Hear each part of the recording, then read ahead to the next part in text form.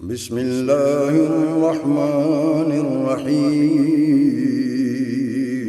شروع اللہ کے نام سے جو بڑا مہربان نہایت رحم والا ہے۔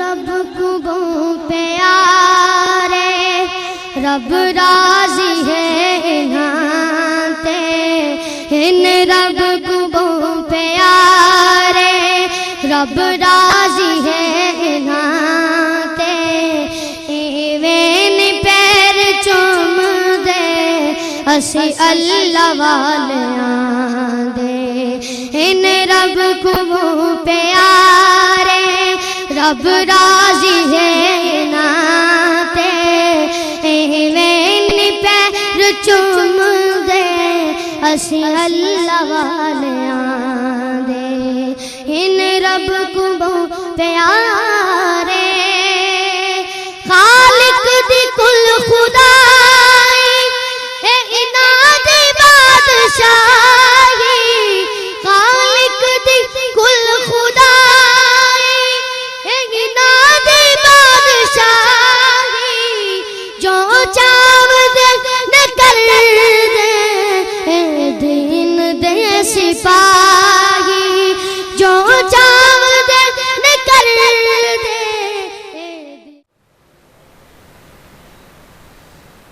الذي أرسله الله بالحق بشيرا ونذيرا وداعيا إلى الله بإذنه وسراجا منيرا۔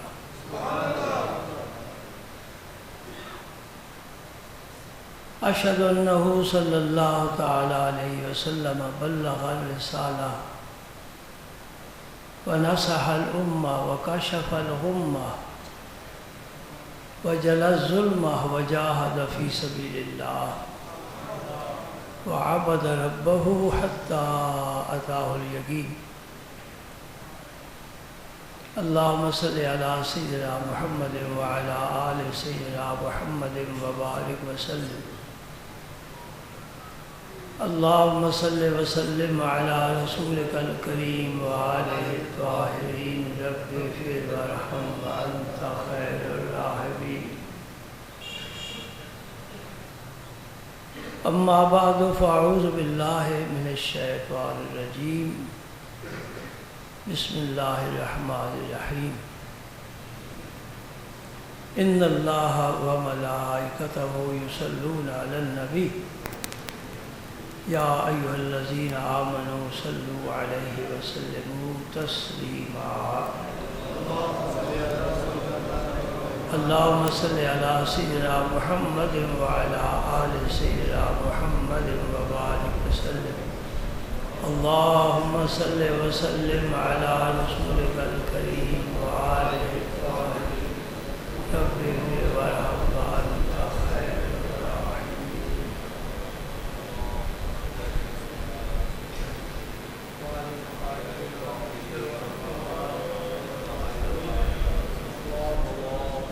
آج کی اس مبارک مجلس میں مبارک دن، مبارک اہل مجلس،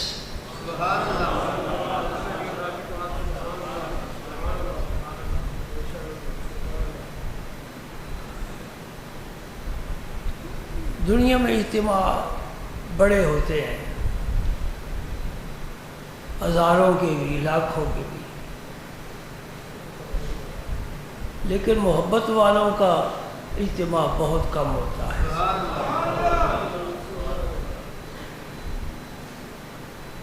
ہم کثرت کو نہیں دیکھتے،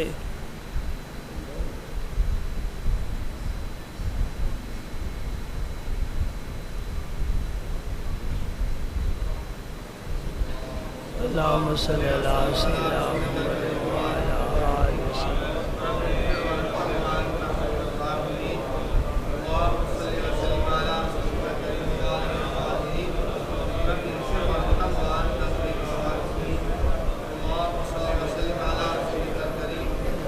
سبحان اللہ۔ اللہم صلی علی سیدنا۔ آج میں 3 احادیث مبارکہ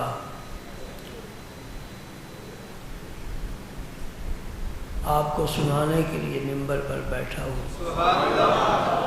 اللہ کریم میری مدد فرمائے۔ قرآن پاک کا اور حدیث پاک کا بیان کرنا یہ بہت بڑا مشکل ہوتا ہے۔ ایک لفظ کی کمی بیشی ہو جائے آدمی شکست کھا جاتا ہے۔ اس لیے میں آپ سے کہا کرتا ہوں کہ روایت حدیث یا کوئی ایسی بات جو آپ کہتے ہیں قرآن میں ہے، بڑی تحقیق کے ساتھ یہ بات کرنی چاہیے، سنی سنائی بات نہیں کرنی چاہیے۔ میں اس لیے کتاب سامنے آپ کے کھول کر بیٹھتا ہوں تاکہ مجھے بھی کوئی متشابہ نہ لگے اور آپ تک بھی کوئی غلط بات نہ پہنچ سکے، اور میں پھر پورے اعتماد کے ساتھ یہ امانت آپ کے سپرد کرتا ہوں۔ صحابہ اس بارے میں بڑے ہی محتاط تھے، ایک ایک لفظ کا پہرا دیتے تھے، اور جب عمر بڑھ جاتی تھی، حافظے کمزور ہو جاتے ہیں، تو جب پھر حدیث پاک بیان کرتے تو اپنے شاگردوں کو کہتے بھائی حضور نے اس طرح فرمایا ہے یا اس طرح فرمایا ہے، اب مجھے اچھی طرح یاد نہیں ہے۔ یہ احتیاط ہے۔ دوسری بات، میں حدیث بیان کرنے سے پہلے یہ ضروری سمجھتا ہوں کہ آپ اس بات کو ہمیشہ ذہن میں رکھا کریں کہ کلمہ پڑھنے والا جب تک قرآن و حدیث سے روشنی حاصل کرتا رہے گا کبھی راستہ نہیں بھولے گا۔ جو یہ چاہتا ہے کہ میں اپنی منزل تک پہنچوں اور مجھے صحیح راستہ ملے گا تب منزل تک پہنچ سکوں گا، تو اس کو قرآن و حدیث سے وابستہ رہنا چاہیے۔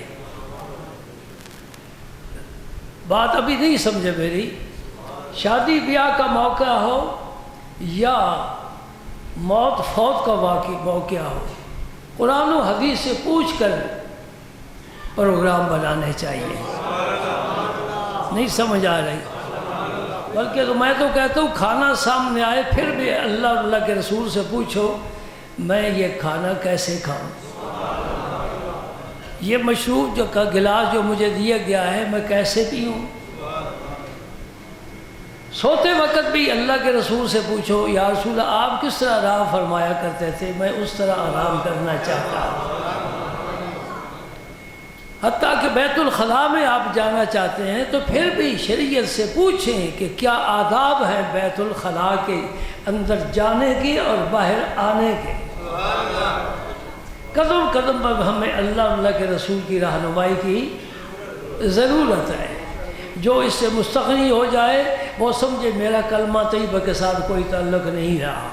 یہ کلمہ طیبہ کا تقاضا ہے، اس کا ایک حصہ توحید کا ہے، ایک رسالت کا ہے، ان دونوں حصوں میں پورا دین سمٹ کر آ گیا ہے۔ اللہ کو ایک مان لیا، سب کو چھوڑ دیا، محمد پاک کو اپنا نبی مان لیا، سارے نبیوں کو نبی مان کر اس کی شریعت کے علاوہ ہر شریعت کو چھوڑ دیا۔ اب نہ موسیٰ علیہ السلام کا پیغام ہمارے لیے ہدایت کا باعث ہے، نہ عیسیٰ علیہ السلام کی شریعت ہمارے لیے، صرف اور صرف اللہ کے نبی کی پیغام اور ہدایت ہمارے لیے نجات کا راستہ ہے۔ پہلی حدیث حضرت ابو ہریرہ کی ہے رضی اللہ تعالی عنہ۔ اب میرا جی تو یہ چاہتا تھا کہ میں ایک ایک صحابی کا تفصیلی ذکر کروں، لیکن اتنا وقت نہیں ہوتا۔ ابو ہریرہ کو حضور کی صحبت کے صرف 3 سال ملے ہیں۔ خیبر کے سال یہ مشرف با اسلام ہوئے ہیں، اور یہ 3 سال کا عرصہ بڑا تھوڑا ہوتا ہے۔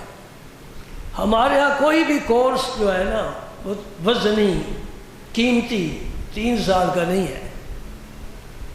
ہماری مدرسے میں جو کورس پڑھایا جاتا ہے یہ 8 سال کا ہے۔ 8 سال کے بعد جو فارغ ہوتا ہے ہم کہتے ہیں ہاں بھائی اب تو انگلی پکڑ کر چلنے والا مولوی بنا ہے، ابھی دوڑنے کا مرحلہ بہت باقی ہے۔ پنجابی کہتے ہیں نا ٹو ٹو کے قدم رکھنا، اب تو اس قابل ہے کہ دین اور شریعت کے مسائل ٹو کے تو سمجھ سکے اور لوگوں کو بتا سکے۔ نیم ملا سے تو آگے گزر جاتا ہے نا، نیم ملا نہیں رہتا، اس سے آگے گزر جاتا ہے، لیکن پورا ملا بھی نہیں بنتا۔ تو 8 سال کا کچھ عرصہ نہیں ہے۔ لوگ کہتے ہیں 8 سال، میں نے کہا یوں چٹکی بجانے میں گزر جائیں گے اور تیرا بچہ گلی ڈنڈا ہی کھیلتا رہ جائے گا۔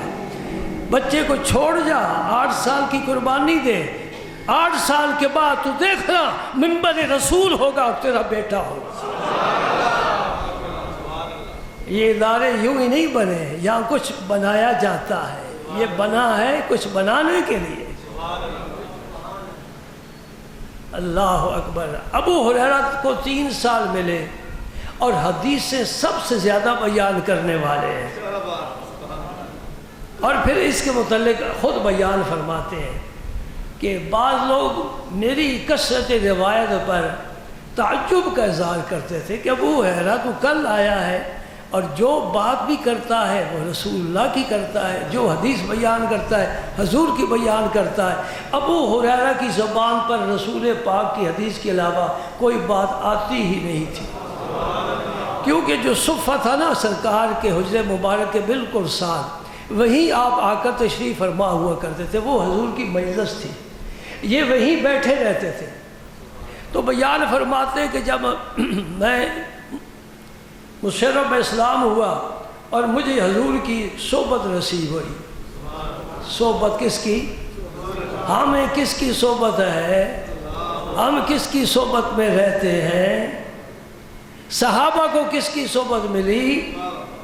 بس اسی صحبت نے ان کو صحابی بنایا، اور اسی صحابیت کے مرتبے نے انہیں جبریل سے بھی آگے پہنچا دیا۔ فرشتے نہیں مقابلہ کر سکتے، صحابہ کا فرشتے نہیں مقابلہ کر سکتے۔ میں کھٹکتا ہوں دل یزداں میں کانٹے کی طرح، تو فقط اللہ اللہ اللہ۔ یہ فقط اللہ بھی کافی نہیں ہے۔ صحابہ کرام میں ابو ہریرہ کا خاص مقام تھا، اور کوئی کاروبار نہیں ہے، کوئی ذریعہ آمدن نہیں ہے، پیٹ پالنے کے لیے کوئی سبب نہیں ہے۔ کوئی صدقے کی کھجوریں دے جاتے تو آل صفہ بانٹ لیتے، ایک ایک آ جاتی، 2 آ جاتی، تو پیٹ پر پتھر باندھ کر بیٹھے رہتے۔ علم حاصل کرنے کے لیے یہ چلہ کاٹنا پڑتا ہے۔ جو ناز و نعمت کی زندگی گزارتے ہیں، کھانا پینا اچھی رہائش، وہ یہ علم حاصل نہیں کر سکتے۔ اللہ کے فضل و کرم سے میرے گھر میں سب کچھ تھا، بزرگوں کی اولاد، بزرگوں کے ہاتھ پاؤں چومنے والے، سارا علاقہ نام لینے والا، لیکن مجھے اپنے شہر کے لوگوں کا تعارف ہی کوئی نہیں۔ کمی سمجھ دو نا، دیہاتوں میں کمی ہوتے ہیں۔ یہ ایک لوہار آ گیا، میں بیٹھا ہوا تھا، میں نے پوچھا کہاں سے آئے ہو؟ وہ ہنس پڑا، کہنے لگا جی میں تمہارا لوہار ہوں، مگر مجھے نہیں پتا آپ میرے لوہار ہیں، کام کرتے ہیں؟ ٹھیک ہے۔ ساری زندگی گھر سے باہر گزاری، اور جو باقی زندگی کا حصہ تھا گجرات والوں، وہ میں نے آپ کی نظر کر دیا، اور میں نے آپ آخری آرام گاہ بھی اپنے گاؤں میں نہیں یہاں بنائی ہوئی ہے۔ اس لیے یہ بات یاد رکھنے والی ہے، ورنہ طریقہ یہی ہوتا ہے کہ جہاں بھی کوئی فوت ہو اسے اٹھا کر آبائی قبرستان میں لے جاتے ہیں۔ یہی طریقہ ہے نا، یہاں باپ دادا کی قبریں ہیں، ان کے ساتھ ان کو دفن کرو۔ یہ کوئی بری بات نہیں ہے، یہ بھی ٹھیک ہے، لیکن جو بات میں کہتا ہوں یہ اس سے بھی زیادہ ٹھیک ہے۔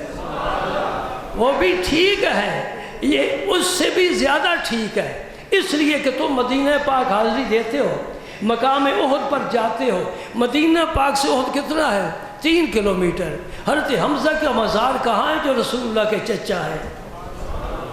مجھے بتانا، ان کا مزار مدینہ پاک میں حضور نے بنوایا یا احد میں ہی جہاں شہید ہوئے؟ فرمایا 70 صحابہ ہیں، یہی مزار بناؤ، میں یہیں آ کر انہیں فیض دیا کروں گا۔ میرا پاک پیغمبر شہدائے احد کے پاس خود تشریف لے جایا کرتے تھے، اور وہ شہید قبروں میں کتنی خوشی مناتے تھے ہمیں پتہ نہیں ہے۔ مسئلہ سن لو.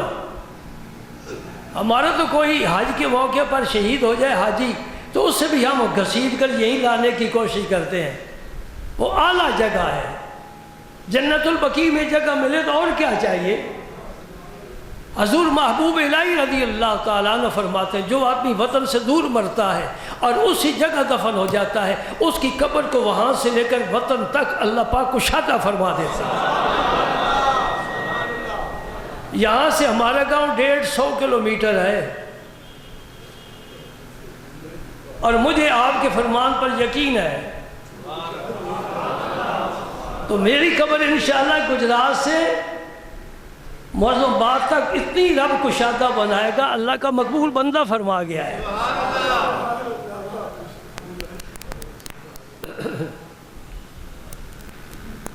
بھائی یہ ہمارے طالب علم تو یہاں رہنے والے ہیں, آپ شہر کے ہیں, یہ روزانہ ہر جمعے دیکھتے بھی ہو, کم از کم کچھ احساس کرو. کوئی بجلی کا سمجھدار آدمی ایک ہمارے پاس آتا ہے بھی نظامی, ہاتھ بھی میرا پکڑا ہوا ہے, میں اسے کہتا ہوں خدا کے بندے ایسا موقع ہو تو حاضر رہا کرو, جمعہ ویسے بھی پڑھنا ہوتا ہے, اور میں تو یہ کام کر نہیں سکتا, یہ بولنے والا کام کر سکتا, وہ بھی یہ ٹھیک ہوگا تو بولوں گا, ورنہ خطبہ پڑھ کر جمعہ پڑھانا پچھلے جمعے میں نے آپ کو طریقہ سکھا دیا ہے. آپ بھی آ کر بیٹھ جائیں, میں بھی بیٹھ جاؤں, 1:30 بجے اذان ہو جائے گی, جمعہ پڑھ کر چلے جائیں گے. یہ جو شہر کے رہنے والے ہو, بڑے مخلص ہو, صرف ہاتھ پاؤں نہ چوما کرو, یہ کام بھی کیا کرو. یہ تمہارے کرنے والے کام ہیں, یہ میرے کرنے والے نہیں ہیں. یا وہ میرے سپرد کر دو, یہ تم سنبھالو, ممبر پر تم بیٹھا کرو, میں خدمت کیا کروں گا. کس لیے تمہیں نظامی بنایا رب نے؟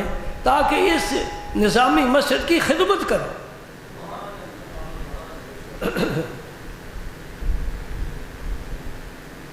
حضرت ابو ہریرہ رضی اللہ تعالیٰ عنہ فرماتے ہیں کہ میں جب حدیث بیان کیا کرتا تھا تو لوگ بڑا تعجب کرتے تھے. کثرت روایت کے متعلق 2 باتیں یاد رکھو. ایک ہے اعتراض کی صورت میں بات کرنا, اتنی حدیث اس کے پاس کہاں سے آ گئی, یہ اہل تشیع کا کام ہے. میں نے کتاب پڑھی ہے, سرگودے کا مولوی محمد حسین شیعہ اس نے لکھی ہے, اور میرے حضور کی کتاب پر اس نے تنقید بھی کی ہے. الحمدللہ سیالوی نے دنداں شکن جواب دے کر اس کا منہ بند کر دیا ہے. پھر لوگوں نے اسے جا کر پوچھا کہ تیرے جواب کا جواب آ گیا ہے, اب اس کا جواب لے. وہ خاموش ہو گیا. اس نے ایک کتاب لکھی ہے, اس میں لکھتا ہے کہ دیکھو سنیوں کا سب سے بڑا راوی ابو ہریرہ ہے, یہ اس سے 3 سال ملے ہیں, اور اس نے 3 سال میں اتنی حدیثیں کیسے یاد کر لی, کیسے یہ روایت کرتا ہے. یہ اعتراض ہے, یہ بد باطنی کی دلیل ہے. یہ باطل آدمی کرے گا, گندے دماغ والا کرے گا, اور جو ستھرے دماغ والا ہے وہ تعجب سے کہے گا یہ چھوٹا سا بچہ ہے, 10 سال عمر ہے, پورا قرآن اس نے حفظ کر لیا ہے, وہ تعجب کے طور پر کہے گا. اب ابو ہریرہ کو صحابہ اور تابعین جو بات کرتے تھے اعتراض کے لیے نہیں, تعجب کے طور پر کرتے تھے کہ ابو ہریرہ کل آ رہا ہے, اتنی حدیثیں. فرماتے سنو میری بات, میں جواب دیتا ہوں. یہ حدیث, اور مزے کی بات یہ حدیثیں تینوں متفق علیہ ہے, یہ کہ بخاری میں بھی ہے, مسلم میں بھی ہے. جادو وہ جو سر چڑھ کر بولے, اور میرے پاس وہی جادو ہے. حجروں میں بولنے والا جادو نہیں ہے, سر چڑھ کر بولے گا انشاءاللہ. آپ میرے نبی کی شان بھی دے, ابو ہریرہ کی روایت حدیث بھی دے. فرماتے ہیں کہ مہاجرین تجارت پیشہ تھے, وہ تو دن کو تجارت کے لیے بازاروں میں چلے جاتے, میں حضور کی مجلس میں بیٹھا رہتا. انصار زراعت پیشہ تھے, یہ اپنے کھیتوں میں چلے جاتے, اور میں حضور کے پاس بیٹھا رہتا, میں حضور کی حدیثیں سنتا رہتا. ایک دن میرے پاک پیغمبر نے دریائے رحمت کبھی جوش پر آ جاتا ہے. آج کل ہمارے دریا بھی لبالب بھرے ہوئے, تو غیانی کا سیلاب کا ذکر ہو رہا ہے. اس طرح میرے نبی کا سیلاب والا دریا جب اچھلنے پر آتا تھا تو پھر حضور کوئی نہ کوئی تحفہ امت کو عطا فرما دیا کرتا. سبحان اللہ. نبی کریم صلی اللہ علیہ وسلم نے فرمایا, ان کی بات ذرا سنو, ان کے لفظوں میں, کنتم امرأ مسکینا یہ لفظ سمجھ آ گیا نا؟ مسکین الزم رسول اللہ صلی اللہ علیہ وسلم، الزم یہ کتاب کو میں نے سینے سے لگایا نا، اس کو کہتے ہیں کتاب لازم ہو گئی میرے بدن کے ساتھ۔ فرماتے ہیں میں مسکین آدمی تھا، کوئی کاروبار نہیں تھا، اور مسکینی کا ذکر صحابی کرے بڑا ہی پیارا لگتا ہے۔ یہ حضور کا تحفہ ہے، اور میں حضور کے ساتھ چمٹا رہتا تھا۔ الزموں کا معنی میں حضور کے ساتھ چمٹا رہتا، آپ وہاں بیٹھتے میں وہاں چلا جاتا، آپ وہاں بیٹھتے وہاں چلا جاتا، شہر میں جاتے میں ساتھ جاتا، جنگل میں جاتے میں ساتھ جاتا۔ الزم رسول اللہ صلی اللہ علیہ وسلم، رات دن حضور کی صحبت میں بیٹھا رہتا۔ ایک دن حضور نے فرمایا جو آدمی اپنی چادر میرے سامنے بچھا دے، میں کچھ پڑھنا چاہتا ہوں میں وہ پڑھوں گا۔ اس کا ذکر نہیں فرمایا حضور نے کیا پڑھا، اس لیے کہ وہ کسی نے سنا نہیں ہے، حضور جانے آپ کا رب جانے۔ فرمایا کوئی چادر بچھا دے اور میں کچھ پڑھنا چاہتا ہوں، جب میرا پڑھنا ختم ہو جائے وہ چادر کو اٹھا کر اپنے سینے سے مل لے، میری جو بات سنے گا قیامت تک بھولے گا نہیں۔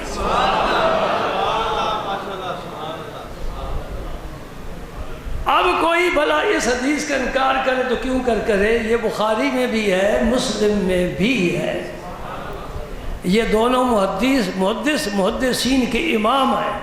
امام بخاری امام مسلم کو محدثین نے اپنا امام مانا ہے، ان کی کتابوں کی روایت ہے۔ فرماتے ہیں کہ میرے پاس ایک ہی چادر تھی، اسے نامیرا کہتے ہیں، یہ اون کی چادر۔ آج تو وول کا کپڑا بہت مہنگا ہے، ہر آدمی خرید بھی نہیں سکتا، ملتا بھی نہیں ہے، لیکن ان کے ہاں اس کے علاوہ کوئی کپڑا ہوتا ہی نہیں تھا، اس لیے کہ بکریاں پالتے تھے، تو ان کی حجامت بنا کر ان کے بالوں سے کپڑے بن لیا کرتے تھے گھروں میں۔ اور سبحان اللہ سردیوں میں تو بڑا کام کا ہے، وہ گرمیوں میں بھی یہی استعمال کرتے تھے، اس لیے کہ گرمی والا کوئی لباس ان کے پاس تھا ہی نہیں، اور وہ کھردرا بھی ہوتا ہے، چبھتے ہیں بال جسم کو۔ فرماتے اس کے علاوہ کوئی میرے اوپر چادر نہیں تھی، میں نے وہی چادر اٹھا کر حضور کے سامنے بچھا دی۔ کتنا بے تکلف ماحول ہے، نبی پاک کے سامنے بیٹھے ہیں اور بدن پر کوئی کپڑا ہی نہیں ہے، لیکن اندر کیا ہے؟ اگر ایک ابو ہریرہ کی باطنی نعمت پوری امت میں آج تقسیم کی جائے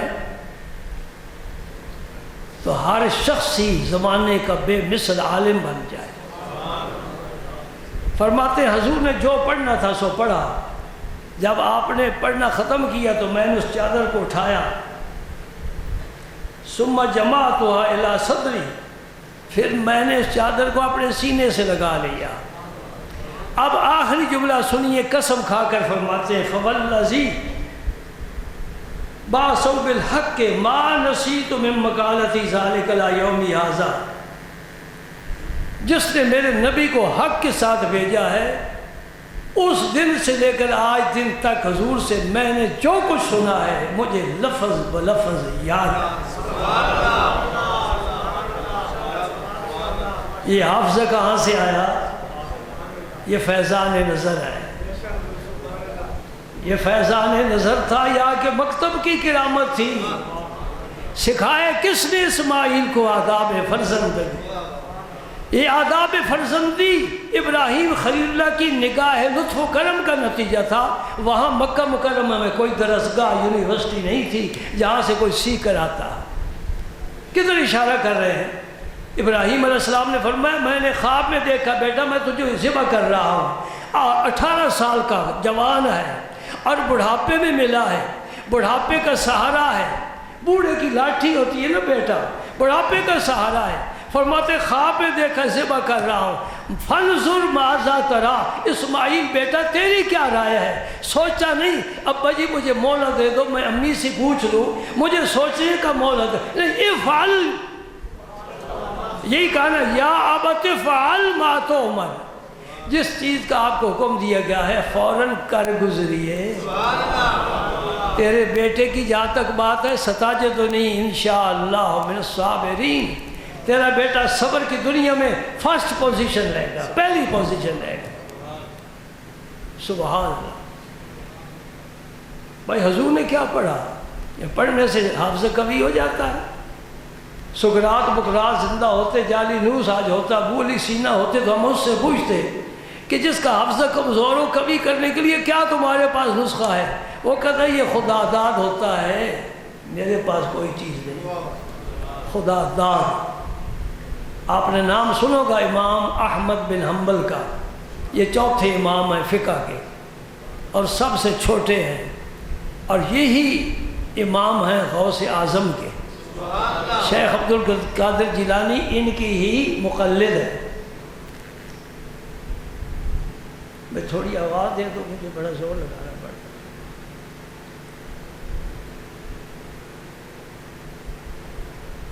میں ایک بات کرنے لگا ہوا، حوالہ پہلے دے دیتا ہوں۔ لوگوں کی عادت ہے تنقید کی، اگر آپ بات کسی جگہ کریں گے نا کہاں لکھا ہوا ہے، یہ کہاں سے بات اس نے لے لی، اور سمجھتے ہیں ہم تو امام غزالی بھی ہیں، فخر الدین رازی بھی ہیں، ہماری نظر سے تو کوئی چیز بچی ہوئی نہیں ہے، کون علم کا دعویٰ کر سکتا ہے؟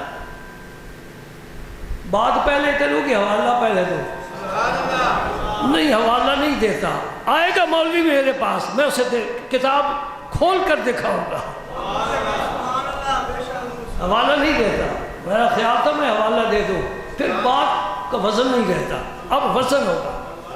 امام احمد بن حنبل انہوں نے دعا مانگی ہے، مولا کریم تین امام ہیں، بڑے بڑے ولی غوث کتب ان کے مرید ہیں، میرا اس پائے کا کوئی بھی مرید نہیں ہے۔ اللہ پاک نے فرمایا میں تجھے شیخ عبد القادر جیلانی دوں گا جس کا قدم ہر ولی کی گردن پر ہوگا۔ تم یہ کمی کیوں محسوس کرتے ہو؟ کام میرے دین کا کر رہے ہو۔ امام احمد بن حنبل کو 7 لاکھ حدیثیں یاد تھی، یہ کہیں لکھ لینا، سند کے ساتھ 7 لاکھ حدیثوں کا حافظ امام احمد بن حنبل ہے۔ یہ امام شافعی کے شاگرد ہے، امام شافعی امام مالک کے شاگرد ہے اور امام محمد کے شاگرد ہے۔ امام محمد ہمارے امام اعظم کے شاگرد ہے، اس لیے ہمارا امام اعظم ہے، ہمارا عمر فاروق اعظم ہے، ہمارا غوث اعظم ہے، اور ہمارا رسول اعظم ہے۔ یہ ساری عظمتیں تمہیں ملی ہیں اہل سنت والجماعت کو۔ اور شیخ عبد القادر جیلانی حضرت امام احمد بن حنبل کے مزار پر گئے، سنو یہاں موت کا ڈھنڈورا پیٹا جاتا ہے کہ نبی بھی مر گئے، ولی بھی مر گئے، سارے قبروں میں مٹی ہو گئے۔ نہیں، نہ رب مرتا ہے، اور جسے چاہے رب اسے بھی زندہ رکھتا ہے۔ امام احمد بن حنبل کے مزار پر گئے، کون؟ شیخ عبد القادر جیلانی غوث اعظم محبوب سبحانی رضی اللہ تعالی عنہ، قبر پر گئے۔ آگے بتاؤں، شہر میں فتنہ پھیل جائے گا، فتنہ پھیل جائے گا، نہیں بتاتا، یہی رہنے دو۔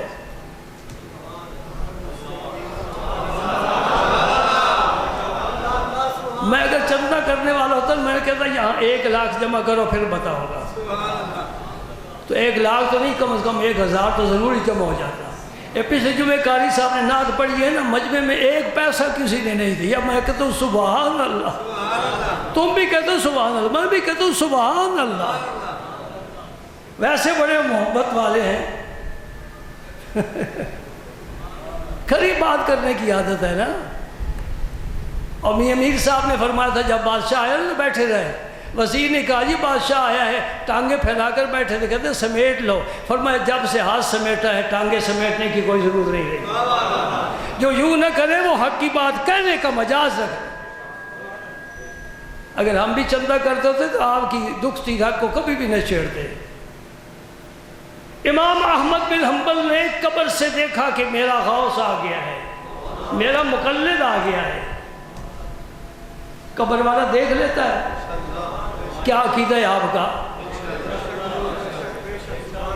حضور نے فرمایا قبر پر جاؤ تو کہو السلام علیکم یا اہل القبور، تو السلام علیکم، تم پر سلامتی۔ بت کو تو کوئی نہیں کہتا السلام علیکم، دیوار کو تو کوئی نہیں کہتا السلام علیکم۔ السلام علیکم اس کو کہا جاتا ہے جو سویا ہوا ہو، کوئی نہیں کہتا۔ اس کو کہتے جو زندہ ہو، جاگتا ہو، سنتا ہو، جواب دینے کی صلاحیت رکھتا ہو۔ اس کا معنی یہ ہے کہ قبر والا تیرا سلام سنتا ہے، جواب دیتا ہے، اور وہ جواب ہم نہیں سن سکتے۔ اس سے معلوم ہوا کہ قبر والوں کی زندگی ہماری زندگی سے زیادہ قوی اور اہم ہے۔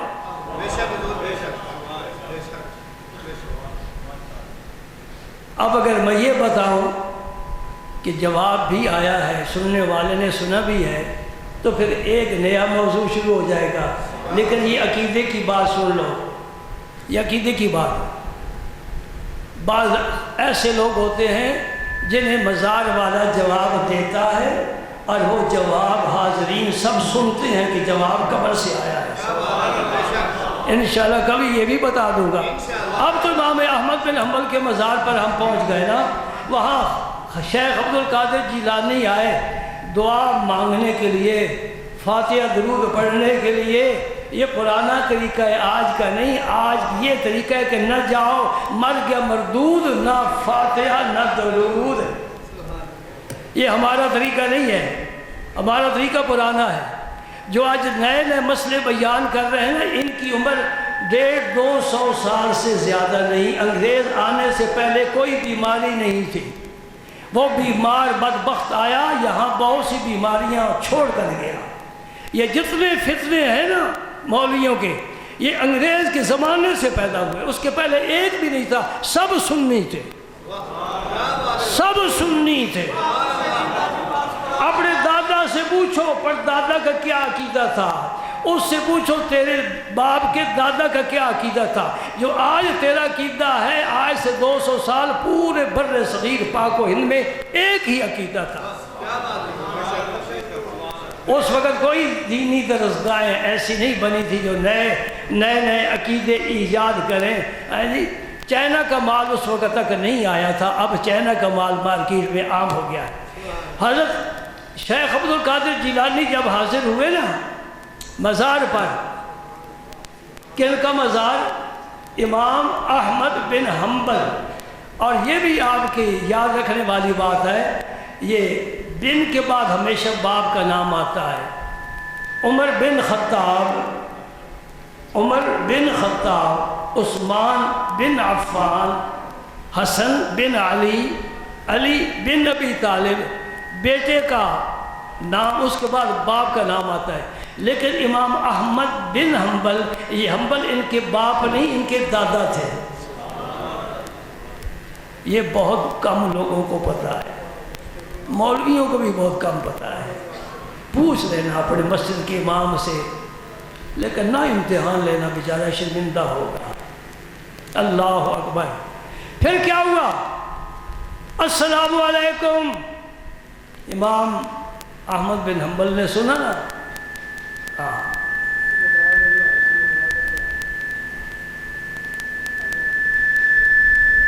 آپ کی ملاقات کے لیے ہر قسم کے لوگ آتے ہیں نا، میرے پاس بھی آتے ہیں۔ میں اپنی کمزوری بتاؤں، بات وہ آتے ہیں جو آ کر ملتے ہیں، میں بیٹھا بیٹھا مسافہ کر لیتا۔ بعض وہ آتے ہیں جن کو میں اٹھ کر ملتا ہوں، بعض وہ آتے ہیں جن کو میں بیٹھ جا کر ملتا ہوں کہ آ رہے ہیں۔ ایسا ہوتا ہے نا، آپ کا بھی یہ طریقہ ہے۔ آنے والے مختلف طبقوں کے لوگ ہوتے ہیں۔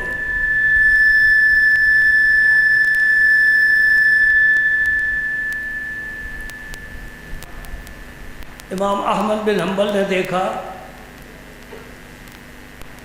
کہ شیخ عبد القادر جیلانی تشریف لائے۔ میری بات پر آپ کو یقین ہے؟ میں نے اعتماد بحال کیا ہوا ہے الحمدللہ۔ ایک ہی حدیث ابھی پوری نہیں ہوئی، وقت ختم ہو گیا۔ پھر کیا ہوا؟ قبر پھٹ گئی۔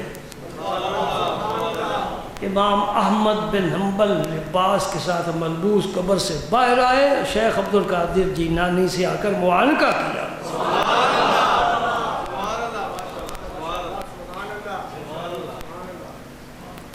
اب آپ جس مولوی سے کہو گے نا ایسا ہو ہی نہیں سکتا، زمانی بود ہے نا۔ شیخ عبد القادر جیلانی 200 سال بعد میں آئے، تو 200 سال سے جو قبر میں پڑا ہوا ہے اس کا لباس کدھر سے آ گیا؟ یہ حجت بازی ہے، حجت بازی ہے۔ لباس کدھر سے آ گیا؟ قبر کے اندر تھے، عالم برزخ میں جا چکے تھے، وہاں سے واپس کیسے آئے؟ اب اس کا جواب میرے پاس ہے، لیکن وہ جواب لمبا ہے، اس کے لیے مجھے آدھ گھنٹہ چاہیے، اور وہ جواب بھی صحابہ کرام کے زمانے کا ہے، صدیق اکبر کے دور خلافت کا ہے، اور صحابی نے مرنے کے بعد، شہید ہونے کے بعد خالد بن ولید کو کہا تھا کہ میری زرہ فلاں شخص چرا کر لے گیا ہے، وہ شہر کے ایک کنارے پر مکان ہے، اس میں رہتا ہے، اس میں اس نے میری زرہ رکھی ہے، زرہ کے اوپر اونٹ کا پالان رکھا ہوا ہے، اور اس کی نشانی یہ ہے کہ اس کے پیر گھوڑا بندھا ہوا ہے، گھوڑے کے پاؤں میں لمبی رسی بندھی ہے تاکہ وہ آزادی سے چل سکے، چل پھر سکے۔ وہ زرہ ابو بکر صدیق کو کہنا وہاں سے نکلوا کر وہ بیچے، اتنے درہم میں نے فلاں شخص کا قرض دینا ہے، وہ قرض میری طرف سے ادا کرے۔ خالد بن ولید نے یہ پیغام خلیفہ رسول کو پہنچایا۔ میں مختصر بات کر رہا ہوں تاکہ آپ کے ذہنوں میں بات آ جائے۔ خالد بن ولید نے یہ خواب والا واقعہ اس شہید کا ابو بکر صدیق کو فرمایا، جا کے بتایا۔ آپ میں دوست اٹھو چلتے ہیں اس مکان پر۔ شہر سے باہر ایک کنارے پر دیکھا تو واقعی گھوڑا بندھا ہوا تھا۔ اندر مکان کے داخل ہوئے تو صاحب مکان ملا، عرض کرنے لگا حضور آپ کیسے؟ فرمایا میرے فلاں ساتھی نے پیغام مجھے بھیجا ہے۔ کہاں سے؟ عالم برزخ سے، عالم برزخ سے پیغام بھیجا ہے۔ ٹیلی فون نہیں تھے لیکن تھے، موبائل نہیں تھے لیکن تھے، مادی نہیں روحانی۔ فرمایا اندر چل، دالان میں لے چل، لے گیا۔ فرمایا یہ پالان اٹھا، اس کے ہاتھ کانپنے لگ گئے۔ فرمایا مجھے میرے دوست نے پیغام بھیجا ہے، اس پالان کے نیچے اس کی زرہ ہے۔ پالان اٹھایا، نیچے سے زرہ نکل آئی۔ فرمایا ساتھی کو اٹھا لو، چلو لے چلو بازار، فروخت کرو۔ فروخت ہو گئی، اتنے درہم آ گئے۔ فرمایا اس جس کا نام لیا ہے اسے بلا کر لاؤ۔ اسے بلایا۔ تو نے قیس، صحابی کا نام قیس ہے، تو نے کچھ قیس سے قرض لینا تھا؟ اس نے کہا حضور اتنے درہم میرے ان کے ذمہ تھے لیکن شہید ہو گئے۔ فرمایا نہیں، انہوں نے پیغام بھیجا ہے کہ میری زرہ بیچ کر میرا قرض ادا کرو۔ جتنے قرض اس کا تھا اتنے میں ہی زرہ فروخت ہوئی اور اس کو قرض ادا کر کے فارغ ہو گئے۔ ایک نہیں، جتنے واقعات سننا چاہو یہ فقیر سنائے گا، خود نبی پاک کے سنائے گا، اور سنتا جا، کوئی نہیں 5 منٹ زیادہ ہو جائے تو کوئی بات نہیں، سنتا جا۔ میرے پاک پیغمبر صلی اللہ علیہ وسلم نے حج کے موقع پر فرمایا میں نے موسیٰ علیہ السلام کو تلبیہ پڑھتے ہوئے دیکھا، میں نے ان کا لباس دیکھا، ان کا بدن دیکھا، ان کے گھنگرالے بال دیکھے، وہ شنوع قبیلہ ہے اس کے جوان کی مانند تھے۔ میں نے عیسیٰ علیہ السلام کو دیکھا ہے، وہ بھی حج پر آئے ہوئے ہیں اور وہ عبداللہ بن مسعود کی طرح ہے، اس کو دیکھ لو۔ میں نے ابراہیم خلیل اللہ کو دیکھا ہے، وہ بھی حج پر آئے ہوئے ہیں، انہیں دیکھنا ہو تو مجھے دیکھ لو۔ یہ اللہ کا رسول بیان کر رہا ہے، یہ سب حدیثوں میں موجود ہے۔ ہم اپنی طرف سے کوئی بات کریں تو مجرم ہیں، اور اگر حدیث کا ذکر کریں تو پھر ہم فاتح ہیں۔ الحمدللہ الحمدللہ ایک حدیث مکمل ہو گئی، اس کا تبصرہ مکمل نہیں ہوا کہ نبی پاک صلی اللہ علیہ وسلم نے حافظہ تیز کرنے کا یہ نسخہ کہاں سے لیا، کیا پڑھا، اور پڑھا تو اپنی زبان پاک سے، پھونک بھی نہیں مارا، صرف پڑا ہے، چادر سامنے بچھی ہے، فرمایا اب اٹھا لو، سینے سے لگا لو۔ تیرا حافظہ تو سینے میں ہوتا ہی نہیں ہے، حافظہ سینے میں نہیں ہوتا، تیرا حافظہ تیز ہو جائے گا۔ چادر کو سینے لگانے سے حافظے تیز ہوتے ہیں۔ الحمدللہ جو سیال شریف سے عقیدت رکھنے والے ہیں ان کو میں بتانا چاہتا ہوں، جب مجلس شریف ختم ہوتی ہے نا، ختم مبارک پڑھا جاتا ہے، اس وقت اس طرح دامن بچھا کر یا رومال یا چادر بچھا کر تمام خواص بیٹھتے ہیں، وہ فیض کے تقسیم کا وقت ہوتا ہے۔ اور اس لیے یہ دامن، چادر نہ ہو رومال نہ ہو تو پھر دامن پھیلا دیا جاتا ہے، جب تک وہ ختم شریف ہوتا رہتا ہے اس طرح دامن پھیلا کر بیٹھے رہتے ہیں، اور جب ختم مبارک مکمل ہو جاتا ہے پھر اس کو چہرے اور سینے پر مل لیتے ہیں۔ اس کی اصل یہ حدیث ہے۔